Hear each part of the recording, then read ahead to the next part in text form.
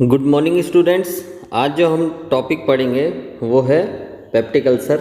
Last video में अपन ने peptic ulcer की डेफिनेशन देखी थी, इसके टाइप्स देखे थे, ईटियोलॉजी देखी थी एंड क्लिनिकल मैनिफेस्टेशन, और पढ़े थे अपन ने डायग्नोसिस।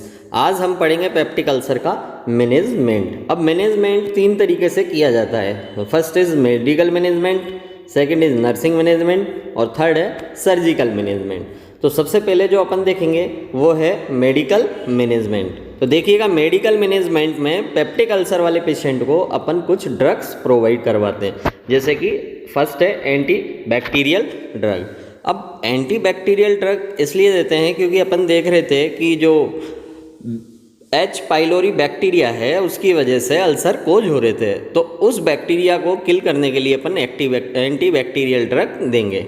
नेक्स्ट है proton pump inhibitor. Proton pump inhibitor देते हैं जो कि HCl के सीक्रेशन को डाउन कर देता है, क्योंकि HCl का सीक्रेशन ज़्यादा होगा तो इरिटेशन ज़्यादा हो सकता है और अल्सर कोज बढ़ सकता है। अब देखिएगा, नेक्स्ट जो अपन देंगे वो है antacid drug, H2 receptor antagonist and antihistamine. तो ये ड्रग्स प्रोवाइड करवाई जाती हैं पेप्टिक अल्सर वाले पेशेंट को। अब जो नेक्स्ट है वो अपने सामने लिखा हुआ है हेलीबैक। अब इट इज़ अ वैक्सीन, ये एक तरीके की वैक्सीन होती है। तो देखिएगा, इट इज़ ए वैक्सीन, यह एक वैक्सीन है that is use for test to prevent infection of pylori bacteria. ये एच पाइलोरी जो बैक्टीरिया होता है उसके इन्फेक्शन में प्रिवेंशन का काम करेगी। It is an alternative of the antibiotic for prevention. यह है एंटीबायोटिक का अल्टरनेटिव है जो कि प्रिवेंशन का काम करता है। अब देखिएगा, नेक्स्ट है नर्सिंग मैनेजमेंट। नर्सिंग मैनेजमेंट में कुछ डायग्नोसिस हैं जो लिखे हुए हैं अपने सामने। तो फर्स्ट है acute pain related inflammation and infection. Patient को पेन हो रहा है, और पेन क्यों हो रहा है, किससे रिलेटेड है, इन्फ्लामेशन एंड इन्फेक्शन की वजह से। तो अपन को यहाँ पर रिड्यूस करना है पेन को, ये अपना गोल होगा। नेक्स्ट है altered nutrition less than body requirement related to decrease nutrition absorption. Ulcer होने की वजह से जो इंटेस्टाइनल म्यूकोजा है उसमें न्यूट्रिशन का जो एब्जॉर्वेशन रेट है वो डिक्रीज़ हो गई है, जिसकी वजह से पेशेंट के अंदर जो न्यूट्रिशन का लेवल है वो अल्टर्ड हो गया है। तो अपन को न्यूट्रिशन लेवल को मेंटेन करना है, ये अपन का गोल रहेगा। थर्ड है ineffective management related ulcer and measures to treat and prevention of recurrence. देखो यहाँ पर क्या हो रहा है, रीअकरेंस होने के चांसेस दोबारा हो रहे हैं। क्यों? क्योंकि इनइफेक्टिव है मैनेजमेंट जो है इफेक्टिव नहीं होने की वजह से अल्सर दोबारा होने के चांसेस होंगे। तो अपन को क्या करना है, प्रिवेंशन करना है रीअकरेंस से, कि दोबारा अल्सर कोज ना हो, और इफेक्टिव बनाना है मैनेजमेंट को, ये अपन का गोल रहेगा। नेक्स्ट है fourth, risk for complication related haemorrhage, perforation, ulceration, pyloric obstruction. अब ये सारे कॉम्प्लिकेशन है, इस कॉम्प्लिकेशन की रिस्क को अपन को रिड्यूस करना है। और कॉम्प्लिकेशन कौन कौन से हो सकते हैं, हेमरेज हो सकता है पेशेंट को, परफोरेशन हो सकता है, अल्सरेशन हो सकता है, और पाइलोरिक ऑब्स्ट्रक्शन हो सकता है। तो इन सब रिस्क को, कॉम्प्लिकेशन की अपन को रिड्यूस करना है, ये अपन का गोल रहेगा। अब जो फर्स्ट था नर्सिंग इंटरवेंशन, जब अपन देखेंगे तो पहला था टू रिलीव पेन। पेन को अपन को रिलीव करना है, तो इसके लिए नर्स क्या करेगी, इंटरवेंशन। तो देखिएगा, फर्स्ट लिखा हुआ है decrease the physical activity. Patient की जो भी फिजिकल एक्टिविटी है वो आपको कम से कम करवानी है। Helping the client achieve rest both physical and mental. आप उसको हेल्प करोगे कि वो अचीव करे, ज़्यादा से ज़्यादा वो रेस्ट करे, जिससे वो क्या हो, फिजिकली रेस्ट हो और मेंटली रेस्ट हो। दोनों तरीके से आपको पेशेंट को रेस्ट प्रोवाइड करवाना है। Arrange the environment to encourage the relaxation. आपको एनकरेज करना है, किसके लिए, रिलैक्सेशन के लिए। ऐसा एनवायरनमेंट आपको अरेंज करना है जिससे वो एनकरेज हो जाए रिलैक्स करने के लिए। नेक्स्ट है diet must need basic nutrition. आपको वो डाइट प्रोवाइड करवानी है जो उसकी नीड है, बेसिक न्यूट्रिशन की। नेक्स्ट है prevention from ingestion of alcohol, coffee, tobacco, caffeine, milk and food that cause the discomfort. आपको वो सारे फूड रेस्ट्रिक्ट कर देने हैं, बंद कर देने हैं, जो कि कॉज कर सकते हैं डिस्कम्फर्ट को। जैसे कि कौन कौन से फूड हो सकते हैं, like alcohol, coffee, tobacco, caffeine, milk, ये सब क्या करेंगे, ये इरिटेशन का काम करेंगे म्यूकोसा पर, और ये अपन को सब क्या कर देने हैं, रेस्ट्रिक्ट कर देने हैं, प्रिवेंट कर देने हैं, बंद करने हैं। नेक्स्ट है provide the analgesic as prescribed. आपको वो एनाल्जेसिक देनी है जो कि फिजिशियन ने प्रेस्क्राइब्ड की गई है, वो प्रोवाइड करवानी है पेशेंट को।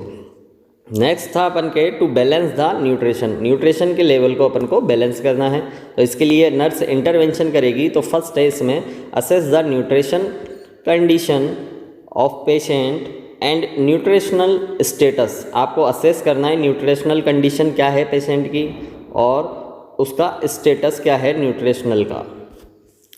Administer the antiemetic drug to prevent vomiting as prescribed.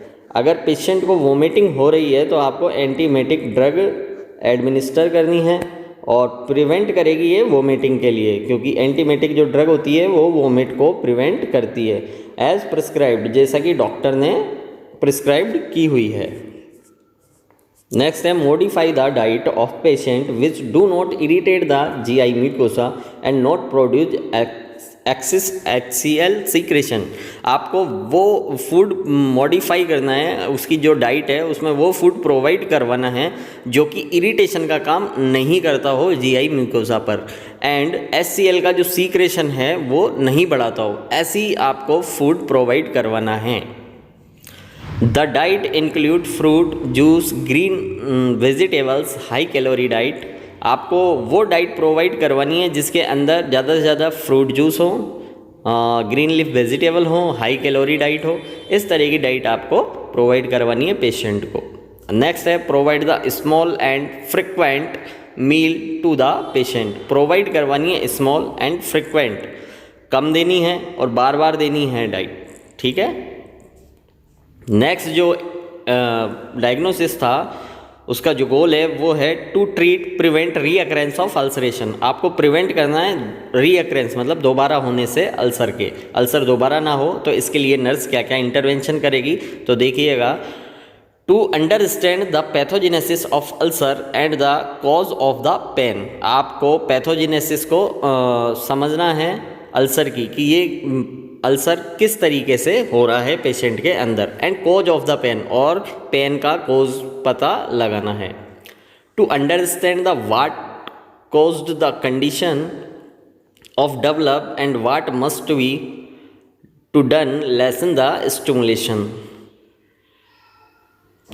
To understand the importance of continue the medication until healing is complete. आपको जब तक मेडिसिन प्रोवाइड करवानी है तब तक कम्प्लीटली हीलिंग नहीं हुई हो।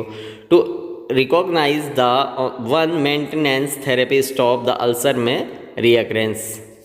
तो ये तो अपने था रीअकरेंस होने से बचाने के लिए।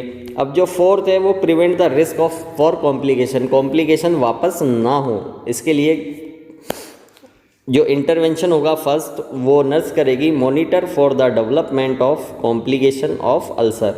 मॉनिटर करना है आपको development of complication of ulcer, ulcer से क्या क्या कॉम्प्लिकेशन हो सकते हैं। मॉनिटर वाइटल मैनिफेस्टेशन, पेशेंट के वाइटल मैनिफेस्टेशन आपको मॉनिटर करने हैं। Monitor the client for perforation and assist the abdomen for pain. Abdomen pain का पता लगाना है, वहाँ पर आपको देखना है कि कोई परफोरेशन तो नहीं हो रहा है। Report to the physician immediate if any sudden complication occur. अगर कोई भी सडनली कॉम्प्लिकेशन हो जाता है पेशेंट के अंदर तो आपको इमीडिएट फिजिशियन को रिपोर्ट करना है। टू रिलीव एंजाइटी, रिलीव करनी है एंजाइटी पेशेंट की। To educate the patient about disease condition, और पेशेंट को डिजीज की कंडीशन के बारे में एक्सप्लेन करना है, एजुकेट करना है। अब कॉम्प्लिकेशन क्या क्या हो सकते हैं अल्सर से, पेप्टिक अल्सर से, तो देखिएगा। फर्स्ट है हेमरेज एंड ब्लीडिंग। पेशेंट को हेमरेज हो सकता है और ब्लीडिंग हो सकती है। परफोरेशन हो सकता है, पाइलोरिक ऑब्स्ट्रक्शन हो सकता है, या फिर गैस्ट्राइटिस होने के चांसेस हो सकते हैं। अब इसके लिए जो सर्जिकल मैनेजमेंट करेंगे वो है वेगोटॉमी विथ पाइलोरस। पाइलोरस की और वेगोटॉमी दोनों को कट करके निकाल दिया जाएगा। सिंगल वेगोटॉमी, यहाँ पर वेगस नर्व को ही निकाला जाएगा ओनली। गैस्ट्रो एंट्रेक्टोमी कर सकते हैं और सब टोटल गैस्ट्रोटोमी। तो ये फोर्थ सर्जिकल मैनेजमेंट किया जाता है, 4 सर्जरियाँ की जाती हैं पेप्टिक अल्सर वाले पेशेंट को। तो ये तो था अपने पेप्टिक अल्सर का मैनेजमेंट।